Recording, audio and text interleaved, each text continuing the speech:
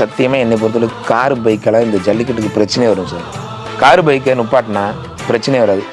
வேர்வை வடிச்சு உழைக்கிற இனந்தா எனக்கு உறவாகும் என்றும் நேர்மை வழியில் முதலமைச்சர் அவர்களுக்கும் மரியாதைக்குரிய நெடுஞ்சாலைத்துறை அமைச்சர்களுக்கும் கால்நடைகளை ஏற்று செல்லக்கூடிய அந்த வாகனங்களுக்கு டோல் பூத்திலிருந்து, அதாவது சுங்க வரியிலிருந்து ஒரு விலக்களித்தால் நன்றாக இருக்கும்.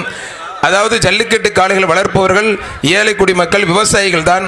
அந்த டிராக்டருக்கு எப்படி ஃப்ரீயா சுங்க கட்டணம் இல்லாம ஏழை சனங்க கொடுக்கிற வாழ்க்கை நாளும் மதிப்பேனே. இங்கே ஊழை குடிக்கும் குடும்பங்கள் சிரிச்சா நானும் சிரிப்பேனே. நல்லவன் எப்பவும் பிழைக்கணும், நன்மைகள் எப்பவும் தழைக்கணும், நினைச்சதெல்லாம் கைகளிலே கிடைக்கணும்.